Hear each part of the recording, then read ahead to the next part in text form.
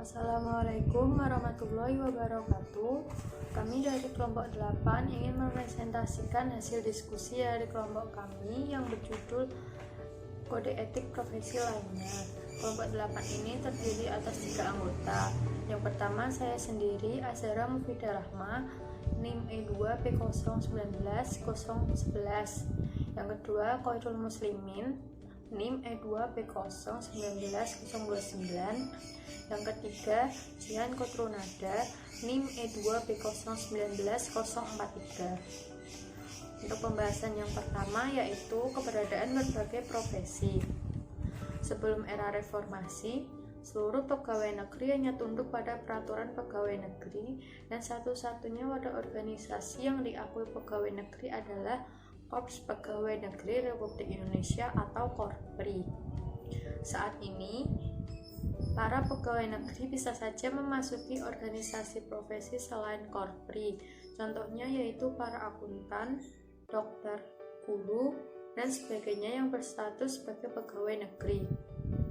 Tidak hanya berhimpun dalam wadah Korpri, tetapi juga dapat bergabung dalam suatu organisasi profesi sejenis seperti Ikatan Akuntan Indonesia atau IAI untuk para akuntan, Ikatan Dokter Indonesia atau IDI untuk para dokter, dan Persatuan Guru Republik Indonesia atau PGRI untuk para guru.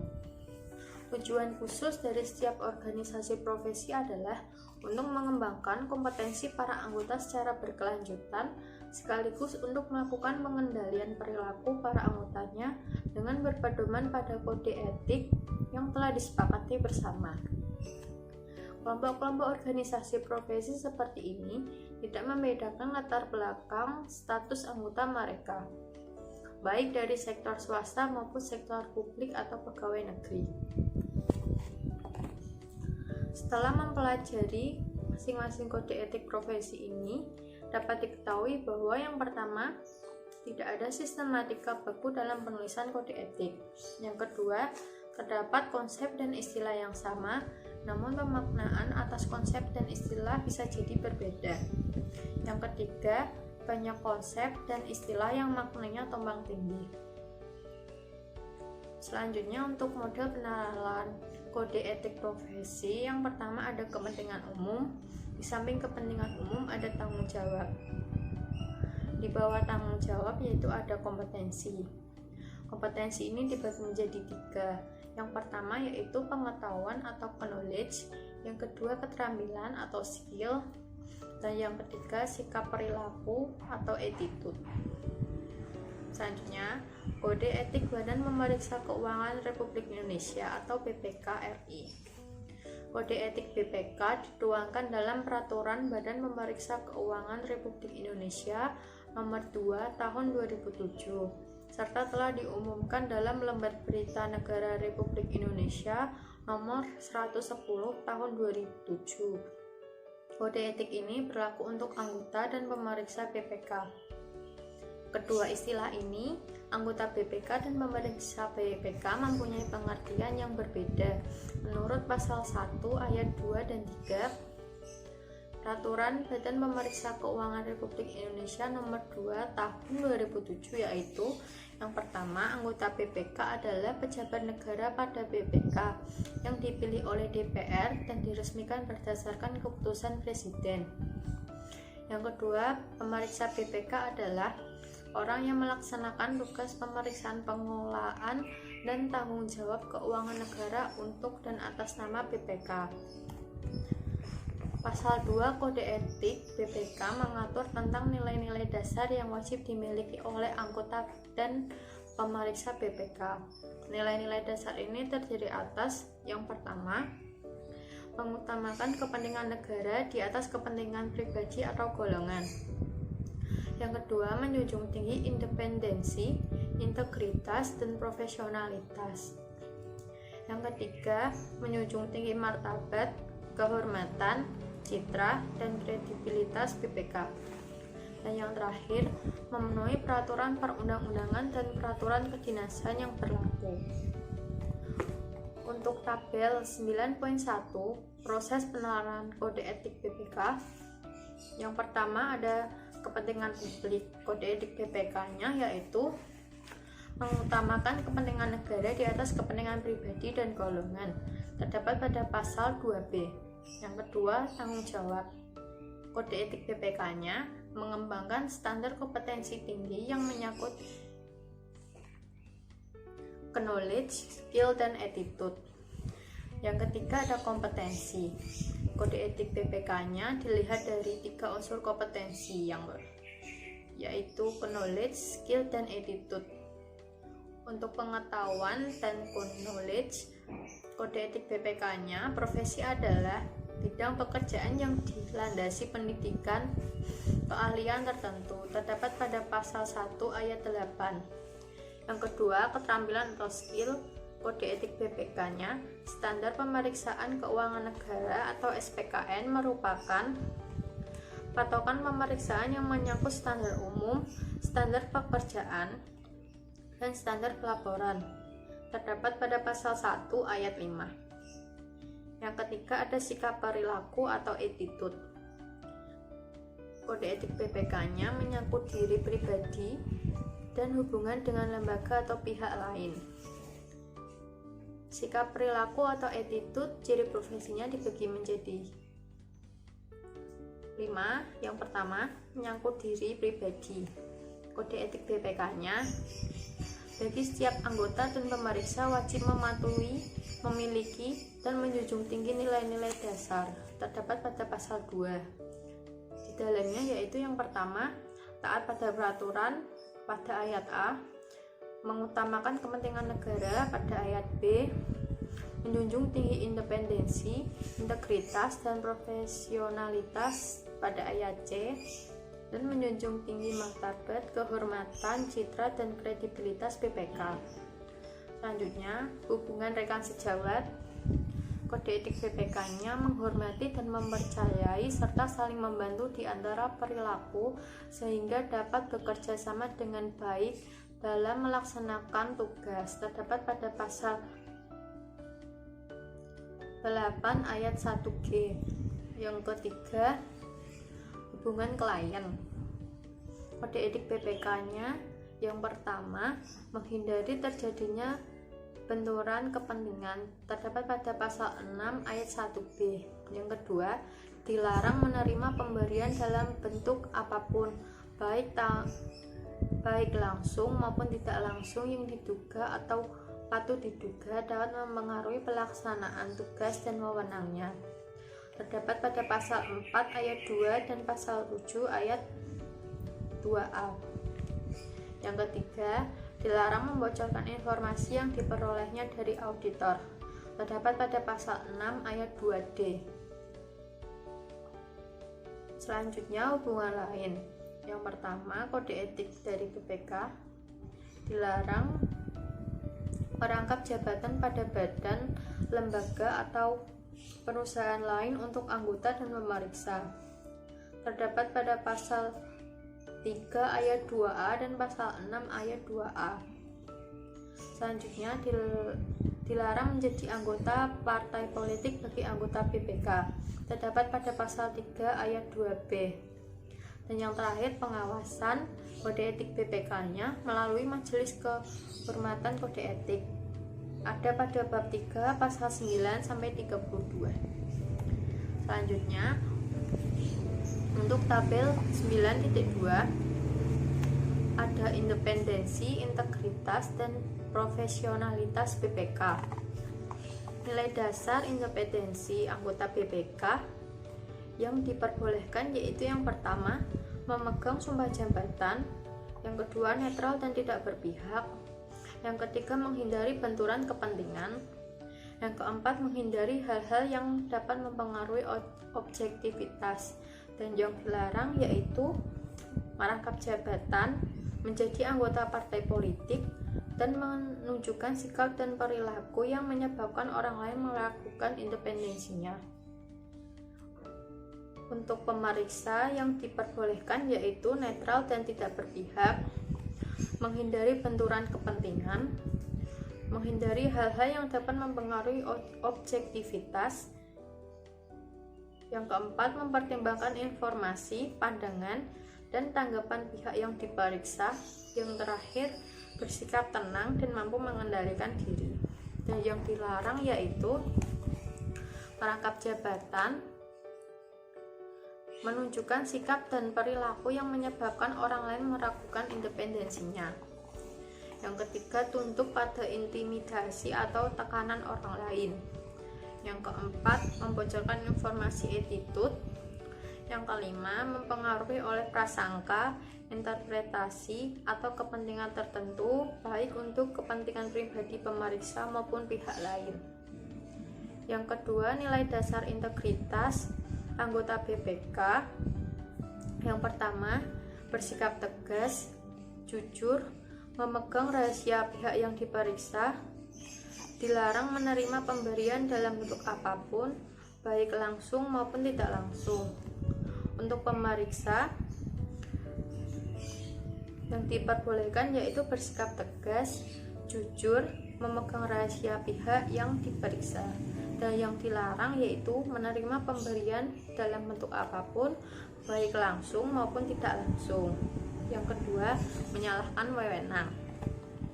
Untuk nilai dasar profesionalitas anggota BPK, yang pertama, prinsip kehati-hatian, ketelitian, kecermatan. Yang kedua, menyimpan rahasia negara dan jabatan. Yang ketiga, tidak menyalahgunakan rahasia negara untuk kepentingan pribadi dan golongan atau pihak lain. Dan yang keempat, menghindari perbuatan di luar tugas dan wewenangnya. Untuk pemeriksa yaitu yang pertama, prinsip kehati-hatian, ketelitian, dan kecermatan. Yang kedua, menyimpan rahasia negara dan jabatan. Yang ketiga, tidak menyalahgunakan rahasia negara untuk kepentingan pribadi dan golongan atau pihak lain. Yang keempat, menghindari perbuatan di luar tugas dan wewenangnya. Yang kelima, komitmen tinggi. Yang keenam, meningkatkan kemampuan profesionalisme secara berkelanjutan. Yang keenam, kerjasama saling menghormati dan mempercayai antar rekan sejawat. Yang ketujuh, berkomunikasi dan berdiskusi antar rekan sejawat.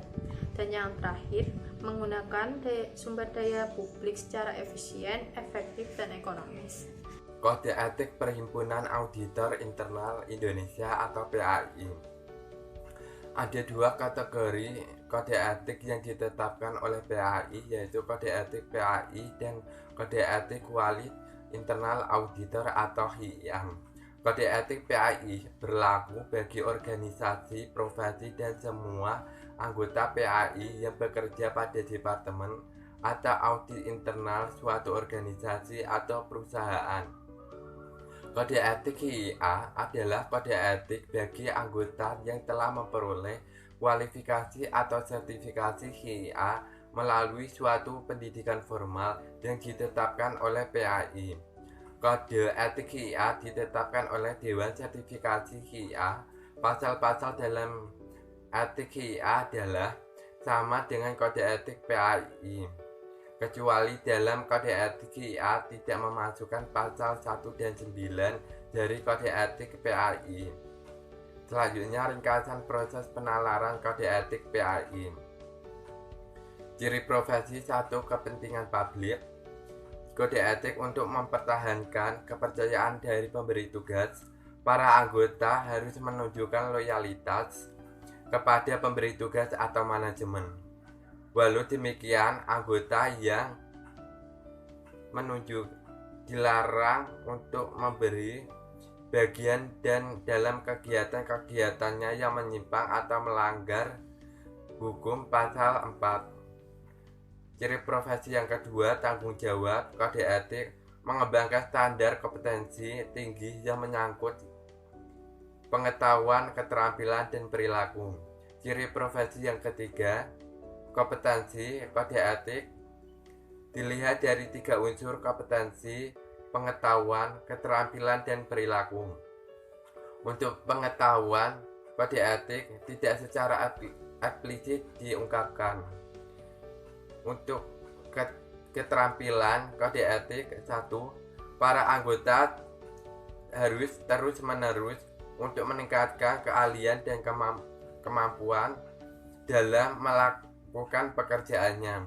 2. Dalam menyatakan pendapat, para anggota harus menggunakan semua kemampuannya untuk memperoleh bukti-bukti yang memadai dapat mendukung pernyataan fakta-fakta material yang diketahui jika tidak diungkapkan akan dapat merubah laporan.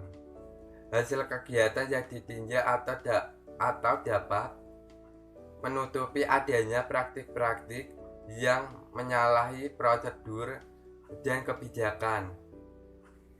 Ciri profesi, sikap perilaku. 1. Menyangkut diri. Kode etik PAI berdasarkan Pancasila dan Undang-Undang 1945 Pasal 2.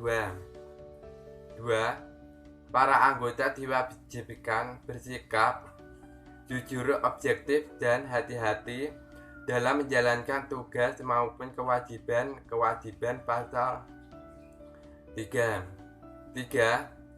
Para anggota harus menghindari dan untuk terlibat kegiatan yang dapat menimbulkan konflik dengan kepentingan pemberi tugas atau yang dapat menimbulkan prasangka yang meragukan kemampuannya untuk secara objektif menyelesaikan tugas dan kewajibannya pasal 5. 4. Para anggota harus mematuhi peraturan dan mendukung pencapaian tujuan PAII. Ciri profesi, hubungan kerja, rekan sejawat, kode etik tidak diatur. Ciri profesi, hubungan klien. 1. Para anggota dilarang untuk menerima imbalan atau hadiah dari pemberi tugas, klien, pelanggan, atau relasi bisnis pemberi tugas, kecuali yang menjadi haknya pasal 6. 2. Para anggota harus bersikap bijak dan hati-hati dalam menggunakan informasi yang diperoleh dalam melaksanakan tugasnya.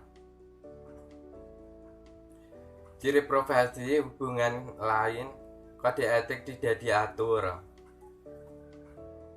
Ciri profesi, pengawasan, kode etik tidak diatur. Kode etik PAI terlihat sangat singkat dan sederhana. Karena terlalu singkat dan sederhana, ada beberapa hal peraturan tidak jelas dan tidak lengkap, yaitu 1. Kompetensi yang menyangkut persyaratan pengetahuan minimal yang diperlukan melalui pendidikan formal tidak diatur secara eksplisit. 2. Tanggung jawab profesi. Auditor internal hanya disebutkan kepada pemberi tugas atau manajemen. Tidak ada persyaratan yang menyebutkan hubungannya dengan atau dampaknya bagi kepentingan umum yang lebih luas. 3. Tidak ada pasal yang mengatur hubungan dengan rekan sejawat dan hubungan lainnya. 4. Tidak ada pasal yang mengatur tentang pengawasan dalam hal timbulnya penyimpangan terhadap kode etik yang dilakukan oleh para anggotanya. Selanjutnya, kode etik psikologi Indonesia. Kode etik psikologi Indonesia berlaku bagi ilmuwan psikologi dan psikolog. Kedua profesi ini dibedakan berdasarkan latar belakang pendidikan mereka, di mana latar belakang mereka pendidikan ini menentukan boleh atau tidaknya seseorang melakukan praktik psikologi.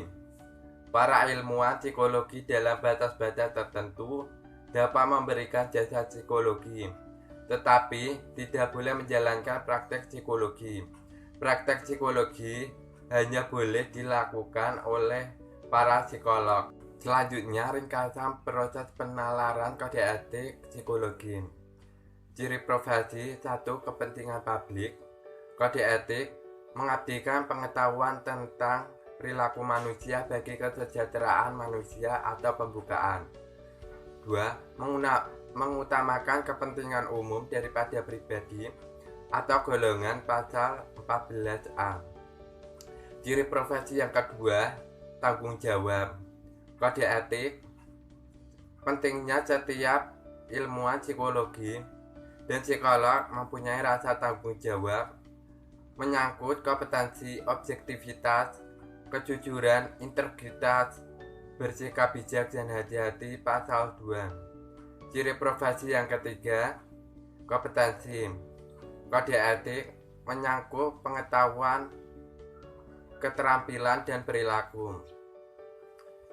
Untuk pengetahuan, kode etik, ilmuwan psikologi adalah lulusan perguruan tinggi dan universitas di dalam maupun luar negeri, yaitu mereka yang telah mengikuti pendidikan dengan kurikulum nasional atau SK Mendikbud nomor 18 atau D 1993 untuk pendidikan program akademik sarjana psikologi. Lulusan pendidikan tinggi S2 dan S3 dalam bidang psikologi yang pendidikannya tergolong kriteria ini tersebut dinyatakan dapat memberikan jasa psikologi tetapi tidak berhak dan tidak berwenang untuk melakukan praktik psikologi di Indonesia. Ciri profesi untuk keterampilan, psikologi adalah sarjana psikologi yang telah mengikuti pendidikan tinggi psikologi S1 dengan kurikulum lama sistem paket umum, perguruan tinggi negeri atau PTN atau sistem kredit satuan atau SKS. Profesi psikologi atau kurikulum lama, perguruan tinggi swasta atau PTN. Departemen Pendidikan Nasional atau Dekdinas RI, sarjana psikologi dengan psikologi di wilayah tersebut. Hukum Negara Republik Indonesia, sarjana psikologi melakukan praktik psikologi. Sarjana psikologi yang tergolong kriteria ini diwajibkan memiliki izin praktik psikologi yang sesuai dengan ketentuan yang berlaku. Ciri profesi untuk sikap perilaku. 1. Menyangkut diri. Kode etik 1. Kesadaran diri tentang Pancasila dan Undang-Undang Dasar 1945. 2. Mengindahkan etika dan nilai-nilai moral yang berlaku di masyarakat, pasal 4A. 3. Menjaga etika profesi. 4. Memiliki objektivitas, kejujuran, integritas, bersikap bijak, dan hati-hati, pasal 2. Ciri profesi yang ketiga, hubungan rekan sejawat. Kode etik 1. Menghormati dan menjaga hak-hak serta nama baik rekan sejawat, pasal 5A. 2. Saling memberi umpan balik, pasal 5B. 3. Saling mengingatkan untuk mencegah pelanggaran hukum, pasal 5C. 4. Menghargai karya cipta rekan sejawat atau pihak lain, pasal 15. Ciri profesi selanjutnya, hubungan klien. 1. Melindungi klien dari akibat yang merugikan sebagai dampak pemberi jasa atau praktik yang dilakukan, pasal 8C. 2. Melindungi kerahasiaan data klien kecuali ada persetujuan klien atau ada hubungannya dengan pihak yang berwenang pasal 12. 3. Mengutamakan ketidakpihakan dengan kepentingan pemakai jasa atau klien dan pihak terkait pasal 8D. Ciri profesi hubungan lain kode etik. 1. Menghargai kompetensi profesi lain pasal 6A. 2. Mencegah pemberi jasa dari pihak lain yang tidak kompeten pasal 6B. Ciri profesi pengawasan kode etik melalui majelis psikologi pasal 18. Selanjutnya, kode etik profesi advokat. Advokat merupakan salah satu subprofesi di bidang hukum sebagaimana dikatakan oleh Abdul Qadir Muhammad 2006. Peraturan hukum mengatur dalam menjelaskan bagaimana seharusnya. A. Legislator menciptakan hukum. B. Pejabat melaksanakan administrasi negara. C. Notaris merumuskan kontrak-kontrak harta kekayaan. D. Polisi dan jaksa menegakkan ketertiban hukum. E. Pengacara membela kliennya dalam menginterpretasikan hukum. G. Hakim menerapkan hukum dan menetapkan keputusannya. G. Pengusaha menjalankan kegiatan bisnisnya. H. Konsulat hukum memberikan nasihat hukum kepada kliennya. I. Pendidik hukum menghasilkan ahli hukum. Selanjutnya dikatakan bahwa pekerjaan yang ditangani oleh para profesional hukum tersebut merupakan bidang-bidang profesi hukum. Jika dirinci adalah sebagai berikut. A. Profesi legislator. B. Profesi administrator hukum. C. Profesi notaris. D. Profesi polisi. E. Profesi jaksa. A. Profesi advokat. G. Profesi hakim. H. Profesi hukum bisnis. I. Profesi konsulat hukum. J. Profesi dosen hukum.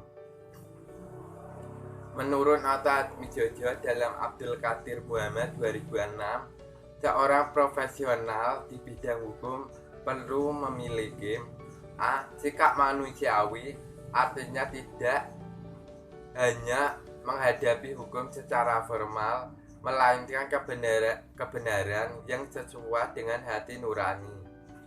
B. Sikap adil, artinya mencari kelayakan yang sesuai dengan perasaan masyarakat.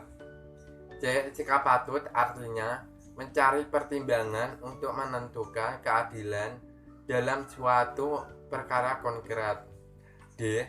Sikap jujur, artinya menyatakan suatu hal benar menurut apa adanya serta menjauhi yang tidak benar dan tidak patut.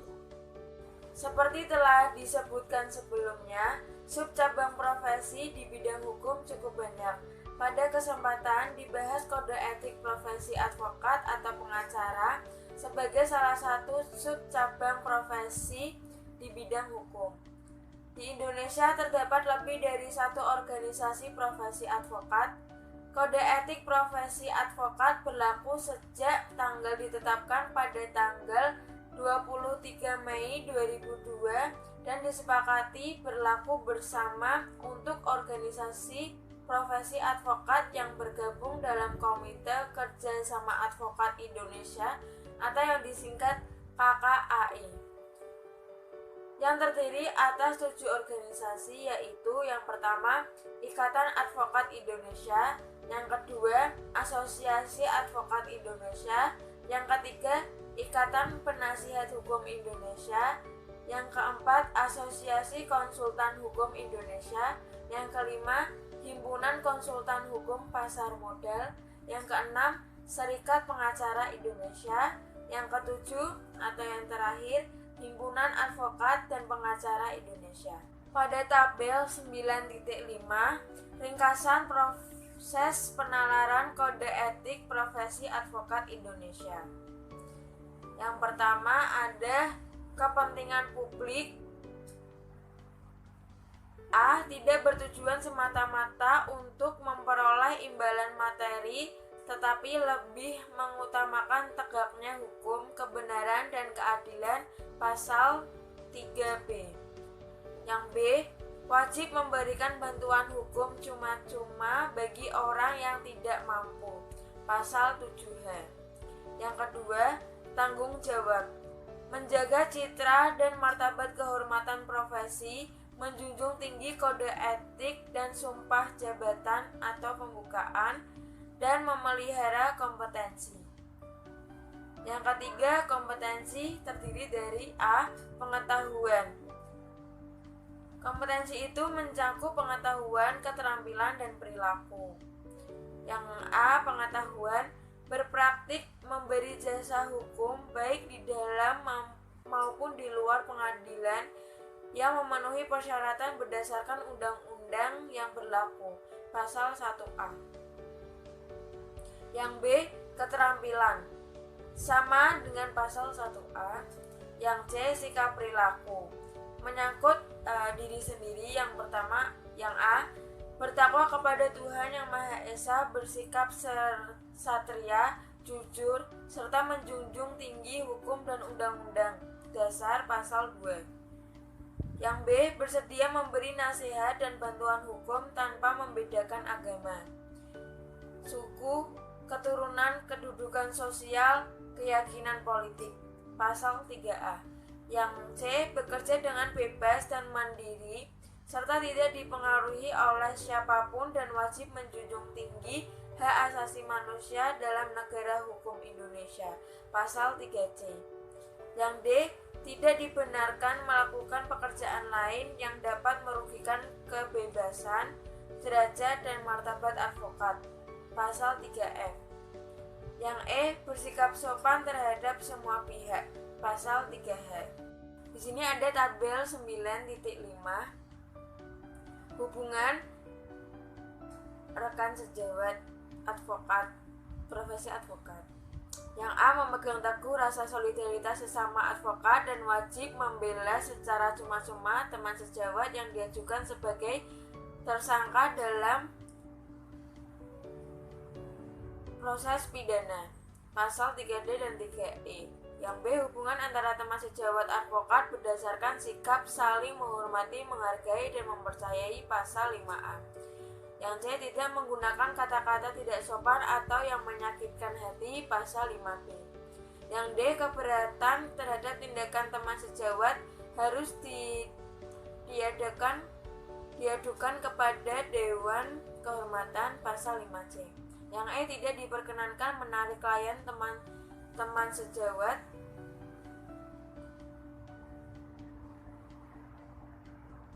pasal 5D. Yang F. Advokat baru hanya dapat menerima perkara setelah menerima bukti pencabutan pemberian kuasa kepada advokat terdahulu, pasal 5E. Yang G. Advokat lama wajib memberikan kepada advokat yang baru semua surat dan keterangan penting untuk mengurus perkara itu, pasal 5F. Di hubungan klien, di sini ada A sampai K. Saya akan membacakan 3 keterangannya. Yang pertama, mengutamakan penyelesaian damai dalam perkara perdata, pasal 4A. Yang B, yang kedua, tidak memberikan keterangan yang dapat menyesatkan klien, pasal 4B. Yang C atau yang ketiga, tidak dibenarkan menjamin kepada klien bahwa perkaranya akan menang, pasal 4C. Selanjutnya bisa dilihat dan dibaca keterangannya. Di sini ada tabel dengan hubungan lain. Kode etik advokatnya yang pertama, yang A, sebagai profesi mulia advokat dalam menjalankan profesinya di bawah perlindungan hukum, Undang-Undang dan Kode Etik Pasal 8A. Yang B, tidak diperkenankan memasang iklan termasuk pemasangan papan nama dengan ukuran yang berlebihan. Pasal 8B. Yang C, tidak mengadakan kantor cabang di tempat yang merugikan kedudukan advokat, misalnya di rumah atau di kantor seorang yang bukan advokat. Pasal 8C. Yang D, tidak mengizinkan pencantuman namanya di papan nama, iklan atau cara lain oleh orang bukan advokat tetapi memperkenalkan diri sebagai wakil advokat. Pasal 8D. Yang E, tidak mengizinkan karyawan yang tidak berkualitas untuk mengurus sendiri perkara, memberi nasihat kepada klien secara lisan atau tertulis. Pasal 8E. Yang F, tidak mempublikasikan diri melalui media massa untuk menarik perhatian masyarakat mengenai perkara yang sedang ditanganinya, kecuali untuk menegakkan prinsip hukum yang wajib diperjuangkan oleh semua advokat. Pasal 8F. Yang G, advokat dapat mengundurkan diri dari perkara yang diurusnya bila tidak dicapai kesepakatan dengan kliennya. Pasal 8G. Yang H, tidak mengizinkan advokat, mantan hakim atau panitera menangani perkara di pengadilan yang bersangkutan selama 3 tahun sejak ia berhenti dari pengadilan tersebut. Pasal H. Dalam pengawasan atas pelaksanaan kode etik ini dilakukan oleh Dewan Kehormatan. Pasal 9. Perbandingan kode etik. Dengan membandingkan keempat contoh kode etik profesi BPK, auditor internal, psikologi, dan advokat, tidaklah mudah untuk mencoba memahami apakah ada nilai-nilai prinsip atau norma-norma dasar yang berlaku universal untuk semua profesi.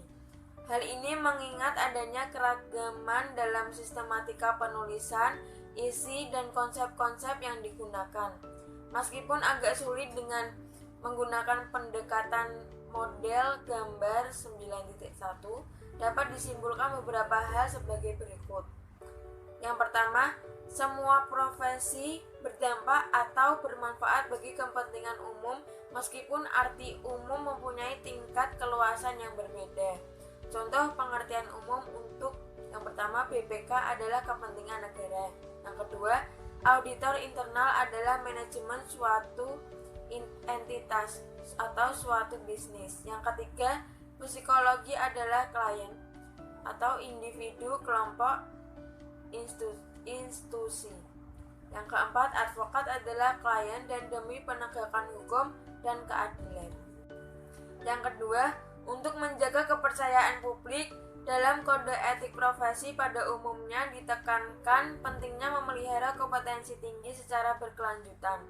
Yang ketiga, kompetensi mencakup pengetahuan melalui pendidikan formal sesuai dengan latar belakang profesinya, keterampilan teknis, dan sikap perilaku.